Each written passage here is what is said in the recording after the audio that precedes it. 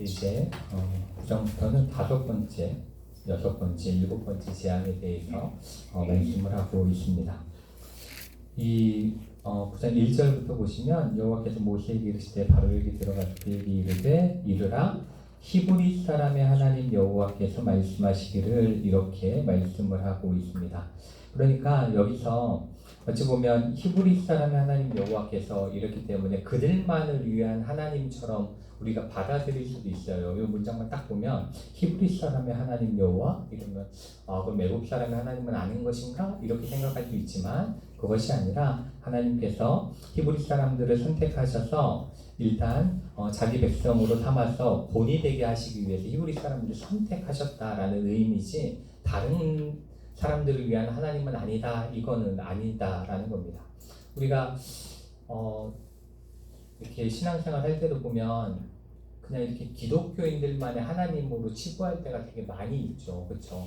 기독교인이 아닌 사람들에게는 항상 화를 내셔야 될 것 같고, 항상 심판을 하셔야 될 것 같고, 기독교인들 교회 다니면 기도 한 번만 하면 막 다 용서해 줘야 될 것 같고, 구원해 줘야 될 것 같고, 그렇지만 우리 교회를 세상의 본이 돼서 하나님을 알리기 위해 우리가 선택되어진 것이지 우리만 구원하고 저 사람들은 구원을 안 하고 이런 개념은 아니다라는 겁니다. 그렇기 때문에 우리는 우리 교회됨을 더 잘 이루어서 다른 사람들이 우리를 보고 변화될 수 있도록 그것을 위해 힘써야 된다는 거죠. 그래서 저는 뭐 다른 뭐 신천지나 뭐 요아집이나 이런데 뭐 다니는 분들에 대해서도 그들 긍휼히 생각해야 돼요.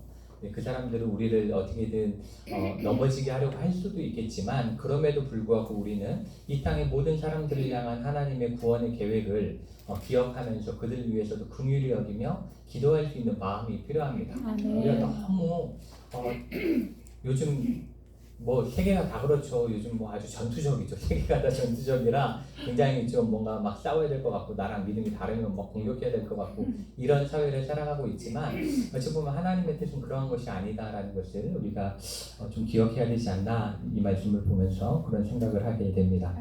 그래서 이제 히브리 사람 하나님 여호와께서 말씀하시기를 내 백성을 보내라 그들이 나를 섬길 것이니라 이렇게 말씀하고 그 다음에 이제 만약 보내지 않고 못 가게 막 억지로 고의로 잡아두면 이런 일이 있을 거야 라고 말씀하고 있는데 바로 3절에 나와 있죠. 내 가축 곧 말과 나귀와 낙타와 소와 양에게 더하리니 심한 돌림병이 있을 것이며 여호와가 이스라엘의 가축과 애굽의 가축을 구별하리니 이스라엘 자손에게 속한 것은 하나도 죽지 아니하리라 하셨다. 이렇게 말씀하고 있는데 이 말씀 속에서 우리가 알 수 있는 건 이스라엘의 가축은 괜찮다라는 것은 죽지 않는다라는 것은 결국 돌림병으로 인해서 애굽의 가축은 죽는다, 그죠? 병 걸렸다 그냥 낫는다는 개념이 아니에요. 죽지 아니한다라는 것의 반대는 죽는다라는 거죠. 그 가축은 죽는다라는 건데 여기서 우리가 생각할 수 있는 건 이제는 그냥 이 재난 자체가 그냥 귀찮은 좀 나를 힘들게 하는 이 정도의 재난을 넘어서서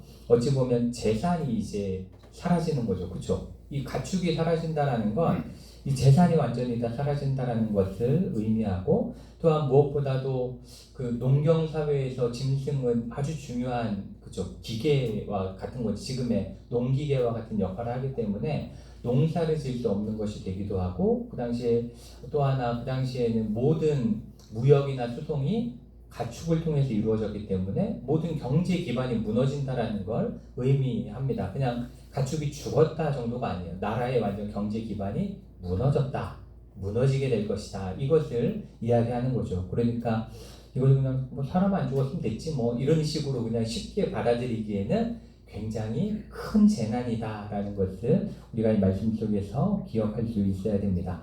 그리고 또한 여기서 이 가축이 죽게 되는 질병이 이야기하고자 하는 것은 어찌 보면 그 애굽에서 숭배하는 그 동물 신앙에 대해서도 심판하시는 개념이라고 볼 수 있는 거죠.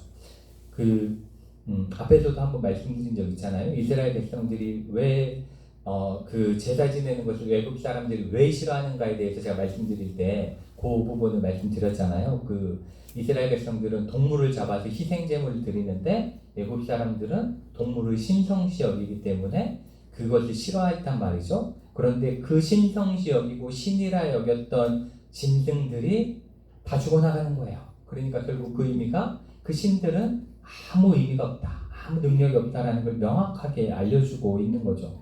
그러니까 신의 자격이 죽음으로 인해서 상실되어지는 것을 이야기하는데 그 당시에 이제 하토르라는 신은 어찌 보면 모든 신의 어머니였습니다. 그런데 그 형상이 암소의 모습을 하고 있었어요. 암소의 모습을 하고 있었고, 그 다음에 그 지역에 따라서 그 황소신이 있었는데 푸타라는 신도 있었는데, 이 신은 대부분 소는 이 다산을 의미하죠. 그렇기 때문에 다산의 신을 의미했고, 또 태양의 도시라 불렸던 헬리오폴리스라는 지역의 소신도 황소의 모습을 하고 있었습니다. 이렇게 소라는 것은 굉장히 중요한 지역에 있어서 중요한 신이고 수호신이고, 그것들로 인해서 풍요로움이 오고 다산이 온다는 것을 알려주는 신이기 때문에 굉장히 중요한 의미들을 가지고 있었다라는 겁니다. 그리고 또한 여기서 우리가 생각할 수 있는 것 마지막으로 한 가지가 더 있는데, 그건 뭐냐면 결국 이 짐승들은 잘못한 게 없어요. 그렇죠? 짐승이 잘못한 게 뭐가 있어요? 소가 뭘 잘못했겠어? 소가 하나님을 욕했을 리도 없고, 소가 이스라엘 백성들을 막 탄압했을 리도 없잖아요. 그렇죠? 소는 가만히 있다가 갑자기 병들어 죽은 거예요. 아무 잘못도 없이. 무엇 때문에? 바로의 죄 때문에. 그렇죠? 바로의 완악함 때문에 이렇게 죽게 됐다라는 거죠. 그렇기 때문에 어찌 보면 여기서 우리에게 주는 또 하나의 메시지는 결국 이 자연이 고통받고 있는 건 누구 때문이에요? 사람의 죄 때문이다. 인간의 죄 때문이다라는 걸 명확하게 알려주는 거죠. 결국 이 땅 가운데 죄가 시작된 것은 짐승들이 하나님을 알지 못하고 찬양하지 못해서가 아니라 인간이, 그죠? 아담이 죄를 지었기 때문에 아담과 하와의 죄로 인해서 모든 생태계가 고통받아야만 했습니다. 그래서 우리가 성경 한 군데만 찾아볼 건데 로마서 한 군데만 잠시 찾아보도록 하겠습니다. 우리가 잘 아는 말씀인데 로마서 8장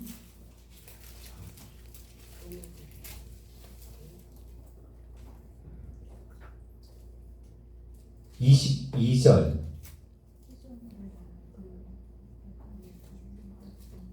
네, 22절 말씀을 함께 한번 보시겠습니다. 같이 한번 읽어볼까요? 피조물이 다 이제까지 함께 탄식하며 함께 고통을 겪고 있는 것을 우리가 아느니라. 사도 바울도 이러한 것을 기준으로 해서 말씀을 하고 있는 거죠. 결국 이러한 인간의 죄 때문에, 죄가 이 땅에 들어옴으로 인해서 단지 사람만 구원받지 못하고 사람만 하늘나라에 가지 못하고 이런 개념이 아니라 모든 생태계가 그로 인해서 고통을 받고 있다. 네, 그런 것을 여기서 말씀하고 있고, 어찌 보면 인간의 죄가 점점 더 만연해지면서 지금 우리가 이런 이 자연에 굉장히 자연이 아파하고 있다는 우리가 느끼잖아요. 그렇죠? 갑자기 막 덥다가 가물었다가 비도 막 갑자기 너무 많이 왔다가 뉴욕 지하철이 다 잠겼다고 뉴스에도 나오고 이러는 것 같은데, 그런 일들이 있는 건 결국 인간의 죄가 지금의 이 문제들을 낳고 있다라는 것을 말씀하고 있습니다. 그런데 그 4절에 보면 여호와가 이스라엘의 가축과 애굽의 가축을 구별하셨습니다. 그래서 이스라엘 자손에게 속한 것은 하나도 죽지 않았다라는 것을 말씀하고 있고, 결국 이것이 이야기하는 것도 똑같은 의미입니다. 이스라엘 가축은 죽지 않고 애굽의 가축은 죽었다라는 건, 이스라엘의 가축은 그냥 동물이에요. 이스라엘 사람들에게 가축은 그냥 동물이기 때문에 죽지 않은 거예요. 근데 애굽 사람들에게 있어서 가축은 신이었기 때문에 하나님 외의 신들에 대한 심판이다라고 볼 수 있는 겁니다. 그렇기 때문에 그러한 심판에 대해서 말씀하고 있고, 결국 인간이 섬기는 어떠한 우상도 의미가 없다라는 것을 분명하게 다시 한번 말씀을 하고 있습니다. 그리고 그 5절을 보시면 여호와께서 기한을 정하셨다 이렇게 말씀하고, 여호와가 내일 이 땅에서 이 일을 행하리라 이렇게 말씀을 하고 있습니다.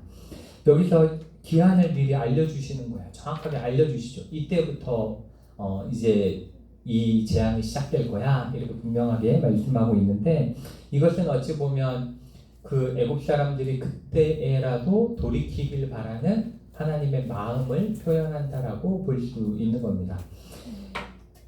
우리도 똑같죠. 우리도 언제나 하나님께서는 끝없이 기다리신 하나님의 사랑을 우리가 느끼게 되잖아요. 죄 가운데 빠졌다 할지라도 또다시 기다려주시는 그런 하나님을 보게 되고, 그리고 언제든지 죄를 회개하고 돌이키면 구원을 얻게 하시려는 하나님의 사랑을 보게 되는데, 그러한 모습을 여기서도 우리가 발견을 할 수가 있습니다.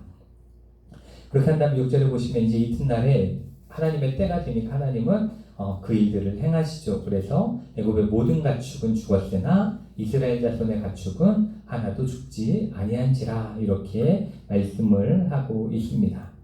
그리고 이제 그럼에도 불구하고 바로의 마음은 완강해서 백성을 보내지 않았습니다. 분명히 이게 확인했어요. 7절에 보면 사람을 보내서 이스라엘의 가축은 어떻게 됐는지 확인하잖아요. 그러니까 분명히 이게 하나님의 역사인 것을 알았습니다. 그럼에도 불구하고 그의 완악함은 그 백성을 보내지 않는 그러한 결과로 나오게 되고, 그 결과로 이제 6번째 재앙이 시작된다. 결국 인간이 완악함을 내려놓고 회개하지 않기 때문에 그 다음 하나님의 심판이 임함을 말씀하고 있습니다.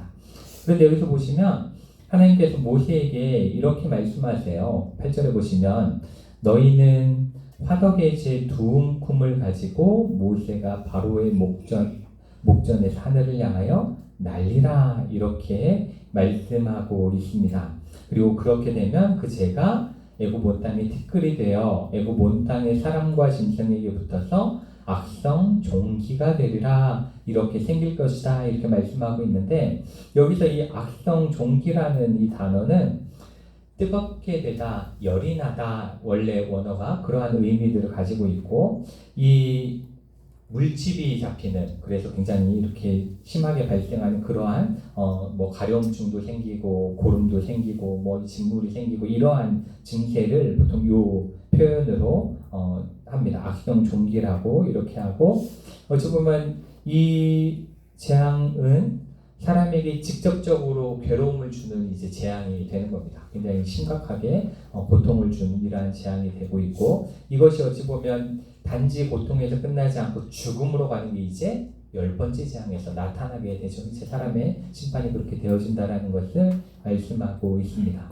그리고 여기서 좀 우리가 볼 수 있는 건, 그냥 손을 들었더니 갑자기 사람들 몸에 악성 종기가 생긴 것이 아니라 그 모세가 행동을 해요. 그렇죠? 행동을 하는데 그게 뭐냐면 화덕에 있는 재를 가져다가 뿌리는 행위를 합니다. 뿌리는 행위를 하는데, 어찌 보면 그 이스라엘 백성들이 벽돌을 구울 때 이 화덕이 화덕 피자 굽는 그 화덕이 아니에요. 그죠? 벽돌을 굽는 화덕이란 말이죠. 그러니까 어찌 보면 이스라엘 백성들은 뭘로 고통받았어요? 매일 화덕으로 벽돌 만드는 그 고통을 당하고 있었던 거야.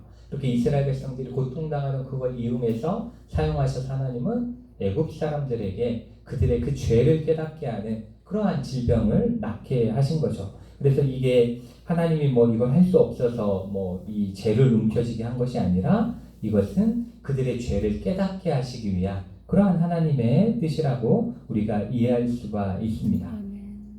그리고 또한 그들에게 나타난 이 악성 종기는 결국 굉장히 사람을 괴롭게 하는 큰 질병이잖아요. 이것은 어떠한 것을 또 이야기하냐면,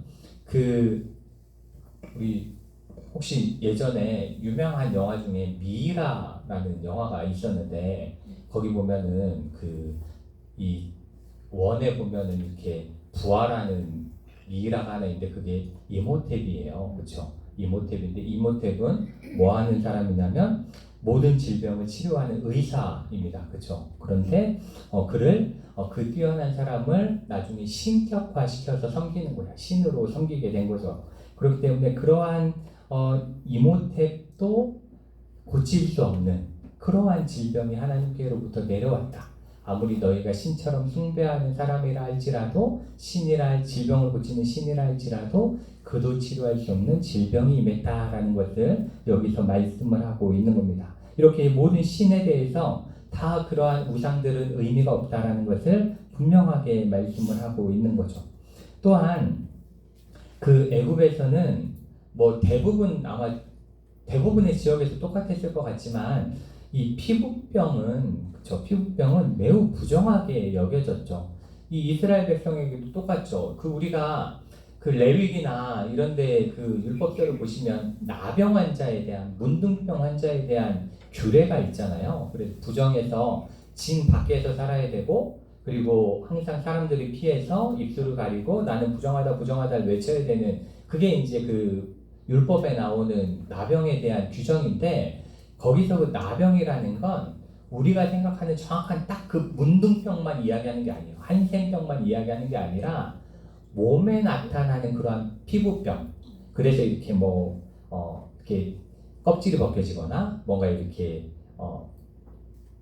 하얗게 일어나는 그러한 질병을 다 통틀어서 이제 나병이다 그 단어로 이렇게 사용을 하고 있는 거거든요. 그러니까 이스라엘 백성에게 있어서도 이 악성 종기는 부정한 것, 그렇죠? 부정한 거예요. 이렇게 부정하고 그렇기 때문에 이러한 피부병에 걸린 사람은 부정하다라는 건 어떠한 의미냐면 이스라엘 백성 중에 나병에 걸린 사람은 어떻게 돼요? 지난해 살 수 없는 게 중요한 게 아니라 예배에 나아가지 못해요. 그렇죠? 예배에 나아가지 제사를 지내지 못해요. 그리고 그 당시에 사람들의 모든 사고는 제사를 드리지 않으면 하나님께 속한 게 아니에요. 그렇죠? 그렇게 되는 거잖아요. 지금은 뭐 집에서 유튜브로 예배 보고도 예배 받다라고 우길 수 있는 시대가 되었지만 그때는 그 예배의 자리로 나와서 거기 참여하지 않으면 그건 하나님을 섬기는 게 아니거든요. 그런데 이 애굽도 똑같은 거죠. 피부병이 있으면 뭐가 안 돼요? 제사를 못 지내는 거예요. 자기 신들에게 제사를 못 지내고 제사를 못 지낸다는 건 애굽의 모든 신앙이 무너지게 됐다. 그러한 다른 신들을 섬기는 신앙의 종교에 대해서도 무너지게 되는. 그러니까 앞에 그 소액의 질병은 경제를 무너뜨렸고 이 악성 종기는 종교를 무너뜨리는 그러한 역할을 했다라는 것을 우리가 말씀 속에서 알 수가 있습니다. 그리고 또한 그 당시에 가장 뛰어나다라고 했던 이 요술사들, 애굽의 요술사들도 따라하지는커녕 자기들도 그죠? 그 질병에 걸려서 굉장히 괴로워했다라는 것을 11절에서 말씀을 하고 있습니다. 그러니까 제 아무리 뛰어난 나라에 제 아무리 뛰어난 사람이라 할지라도 그 사람이 마치 신처럼 대단해 보인다 할지라도 하나님의 능력 앞에서는 아무것도 아니다라는 것을 다시 한번 여기서 말씀을 하고 있습니다. 그리고 이제 13절부터의 말씀을 통해서는 꽤 긴 내용이 이 우박 재앙에 대해서 말씀을 하고 있는데 이 우박 재앙은 애굽에 있는 신들 중에 한 4개의 신에 대한 이야기를 하고 다루고 있다라고 해요. 그래서 말씀드리면 먼저 하늘을 지키는 여신이 누트입니다. 그런데 그 하늘에서 이 애굽 백성을 지키는 게 아니라 우박이 떨어지죠. 그러니까 그 신에 대한 무기력함을 이야기하고 있고 그 다음에 우리가 잘 아는 이시스 들어보셨죠? 생명을 주는 여신인데 생명이 다 죽게 되죠. 우박으로 인해 다 죽게 되기 때문에 생명이 사라지게 되고 그 다음에 곡식을 보호하는 신이 세트와 민인데 그러한 곡물이 다 죽게 되기 때문에 그 신들이 아무런 역할도 하지 못한다라는 것 그러한 신들은 허구에 불과하다라는 것을 여기서 분명하게 밝혀주고 있는 것입니다. 그리고 또한 이 성경에서 우박이 내린다라는 것은 어떠한 것을 말씀하냐면 하나님께서 그 자리에 계셔서 그 곳을 심판하신다는 의미로 사용되어지는 때가 있습니다. 우리 한 군데만 또 말씀을 찾아볼 텐데 여호수아서를 한번 보도록 하겠습니다.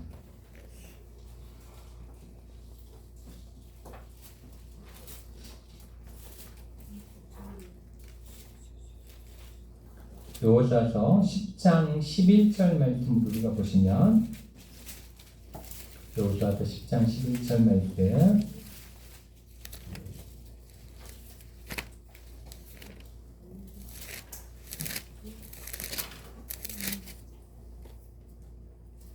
여호수아서 10장 11절 말씀을 함께 한번 읽어보겠습니다. 그들이 이스라엘 앞에서 도망하여 베토론의 비탈에서 내려갈 때 여호와께서 하늘에서 큰 우박덩이를 아세가에 이르기까지 내리시매 그들이 죽었으니 이스라엘 자손의 칼에 죽은 자보다 우박에 죽은 자가 더 많았더라. 아멘. 여기서도 여호와께서, 그렇죠? 여호와께서 하늘에 계셔서 그 자리에서 임하셔서 그 우박을 내렸다라는 것을 말씀하고 있는데, 그것을 이야기하고 있습니다. 성경에서는 우박은 그저 단순한 그냥 재앙이 임했다라는 걸 떠나서 그 자리에 하나님이 역사하셨다라는 것을 분명하게 이야기하고 있는 겁니다. 그러니까 어찌 보면 이 재앙으로부터 시작해가지고 하나님의 임재가 임했음이 느껴지면서 그 다음부터 나머지 재앙도 모두 다 하나님이 친히 이루실 것이다라는 것을 말씀하고 있는 거죠. 그러한 것에 대해서 말씀하고 있고, 19절 말씀을 보시면 그런데 하나님께서는 16절부터 한번 보도록 하겠습니다. 16절 말씀을 보시면 내가 너를 세웠음은 나의 능력을 내게 보이고 내 이름이 온 천하에 전파되게 하려 하였음이니라, 이렇게 말씀하면서 바로가 그렇게 계속 버텨봐야 결국 바로의 이름이 올라가는 것이 아니라 누구의 이름이 올라가는 거예요? 하나님의 이름만 더 높여지게 될 것이다 라는 걸 말씀하고 있는 거죠. 하나님 그러한 바로의 완악한 마음을 사용하셔서 그를 높이는 게 아니라 하나님을 높이는 그 일들을 그 바로 입장에서는 자기가 잘한다고 하나님과 한번 싸워보겠다고 하는 것이지만 그 악함까지도 이용해서 하나님이 높임을 받으시는 그러한 것에 대해서 말씀을 하고 있습니다. 그리고 또한 하나님께서는 여기서부터 뭘 하시냐면 이스라엘 백성만 사랑하시는 것이 아니다라는 것을 분명하게 밝히십니다. 우리가 그 19절 말씀을 보시면 이제 사람을 보내어 내 가축과 내 들에 있는 것을 다 모으라. 사람이나 짐승이나 무릇 들에 있어서 집에 돌아오지 않는 것들에게는 우박이 그 위에 내리리니 그것들이 죽으리라 하셨다 하시니라. 바로의 신하 중에 여호와의 말씀을 두려워하는 자들은 그 종들과 가축을 집으로 피하여 들였다. 이렇게 말씀하고 있죠. 그렇죠? 여기서는 고센 땅에 있는 이스라엘 백성에게만 우박이 안 내렸다가 아니에요. 모두에게 내리지만 어떻게 구원받을 수 있어요? 자기 짐승들을 하나님의 명령에 따라서 미리 피해 놓으면, 잘 보호해 놓으면 그 우박의 재앙을 당하지 않는다라는 것을 말씀하고 있습니다. 그러니까 어찌 보면 언제나 하나님께서 구원하시고자 하는 자는 그냥 하나님을 안다, 하나님을 믿는다 이 정도가 아니라 하나님을 경외하는 자, 하나님을 두려워하는 자. 그래서 하나님이 이렇게 하면 살 거야 라고 말할 때 그거를 행하는 자죠. 그렇죠? 여기서 행하는 자잖아요. 그냥 하나님이 피하라고 했네. 여기서 끝나면 죽는 거예요. 그렇죠? 그렇지만 그것에 대해서 피하라고 했으니까 피해야지 하고 행동을 취하면 그것이 바로 구원받게 되는 거였습니다. 그러니까 어찌 보면 뒤에 이제 출애굽을 할 때 이스라엘 백성이 이렇게 나가는데 거기에 보면 온갖 잡족이 함께했다 이렇게 말씀이 나오고 있거든요. 그러니까 결국 그 잡족은 어떠한 사람들이겠느냐? 바로 이렇게 하나님을 알고 그분의 말씀을 두려워하며 순종하는 자들이 따르지 않았겠나? 그냥 아무나 막 데리고 가지는 않았을 거잖아요. 그 믿음에 대해서 온전히 믿고 고백하는 자들이 결국 출애굽에도 동참하게 되는, 여기서 구원받게 되는 그러한 사람들이라는 것을 볼 수 있고, 결국 하나님께 선택받은 자들은 유대인이나 이렇게 혈통적인 존재들이 아니라 믿음에 응답하는 자, 믿음에 반응하는 자들이 하나님께 선택받은 자들이다라는 것을 이 성경이 말씀을 하고 있습니다. 그리고 이제 23절과 24절을 보면 정말 우레소리와 우박을 보내시고 불을 내려 땅에 달리게 하셨다 이렇게 되어져 있는데 아마 천둥번개 이런 것들을 이야기하는 거겠죠. 그런 것들을 쳐서 불이 나는 걸로 이렇게 보여지는데 이 우박이 정말 크고 굉장히 심각했던 것 같습니다. 그래서 모든 것들이 다 죽게 되고 그렇게 되어졌고, 또 이스라엘 자손이 머물고 있는 그곳에는 우박이 없었지만 애굽 사람들도 피하게 했을 때에는 살 수 있었다라는 것을 말씀하고 있습니다. 그런데 우리가 여기서 27절 말씀을 한번 보시면 그 우박이 너무 심하니까 이제 바로도 너무 두려운 거죠. 두려워가지고 이렇게 이야기하는데, 바로가 사람을 보내어 모세와 아론을 불러 그들에게 이르되, 이렇게 하면서 뭐라고 이야기하냐면 이번은 내가 범죄하였노라. 그러니까 이번만 좀 어떻게 넘어가고자 하는 그러한 모습을 보게 되는 거예요. 이번은 이게 굉장히 문제인 거죠. 항상 그렇죠. 내가 하나님 앞 죄인이면 그냥 평생 죄인이었는데 이제 구원이 필요합니다가 돼야 되는데 이번만 내가 잘못한 것 같다. 이러한 모습들이 잘못되어졌다라는 것을 말씀하고 있고 그렇기 때문에 이번이 넘어가니까 다시 어떻게 돼요? 완화되시는 거예요. 그렇죠? 똑같아지는 거예요. 그러니까 우리도 언제나 우리가 얼마나 죄인인지를 깨닫고 하나님 앞에 나아가는 게 중요하지 뭔가 이렇게 나한테 막 안 좋은 일이 생겼어 그러면 아이고 이번만 내가 죄를 진 것 같습니다. 아이고 이번만 살려주세요. 이런 거는 하나님이 절대로 원하시는 것도 아니고 바른 신앙도 아니다라는 것을 여기서 다시 한번 말씀하고 있습니다. 그러면서 여기서는 여호와는 의로우시고 나와 나의 백성은 악하도다 이러면서 정말 회개하는 듯 보이지만 그게 그치자마자 똑같아지는 그러한 결과를 우리가 보게 됩니다. 그런데 하나님께서는 여전히 이 땅을 사랑하셨던 것 같습니다. 그래서 31절에 보시면 31절과 32절에 보시면 그때 보리는 이삭이 나왔고 삼은 꽃이 피었으므로 삼과 보리가 상하였으나 그러나 밀과 쌀보리는 자라지 아니한 고로 상하지 아니하였더라. 굶어 죽게는 안 하신다는 거죠. 그렇죠? 살 길을 내주시긴 한다라는 겁니다. 이렇게 어찌 보면 우리는 믿는 사람들에게만 축복이 임해야 될 것 같고 믿는 사람들만 잘 돼야 될 것 같지만 이 땅에 하나님의 뜻은 그 이른 비와 늦은 비를 모두에게 내려주시는 게 하나님의 뜻이죠. 아침의 이슬은 의인의 밭에만 내리지 않습니다. 모든 이들에게 똑같이 내리는 하나님 어찌 보면 큰 사랑을 볼 수 있는 거죠. 그렇지만 우리가 그 사랑을 잘 깨닫고 하나님 앞에 바르게 나아가는 것이 중요하지만 하나님은 모든 자들을 정말 살리고자 하시고 구원하시고자 하는 분이다라는 것을 우리가 이 말씀 속에서 다시 한번 깨닫게 됩니다. 그러나 35절을 보면 그 마음을 바로는 절대로 깨닫지 못하고 또다시 마음이 완악하여졌다 이렇게 말씀을 하면서 끝이 나고 있습니다. 제가 저번 시간에도 주일에도 말씀드린 것처럼 우리는 항상 이 바로에게서 나를 볼 수 있어야 됩니다. 언제나 완악해지는 내 모습을 볼 수 있어야 되고 언제나 또 조금만 괜찮아지면 교만해지는 우리의 마음이나 이런 것들을 잘 하나님 앞에서 겸손하게 내려놓는 모습들이 필요하다라는 것.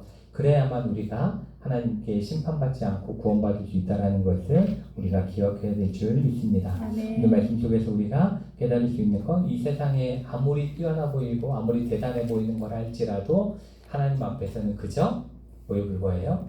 헛된 우상에 불과하다. 그렇기 때문에 우리는 언제나 살아계신 하나님만을 바라보고 예배하는 우리가 되어져야 되겠고 이 세상에 정말 대단해 보이는 것들이라 할지라도 그것들이 우리를 구원해낼 수 없음을 깨달으면서 언제나 하나님께만 소망을 두며 살아가시는 저 여러분 되시기를 원합니다. 그래서 우리 같이 기도할 때에 우리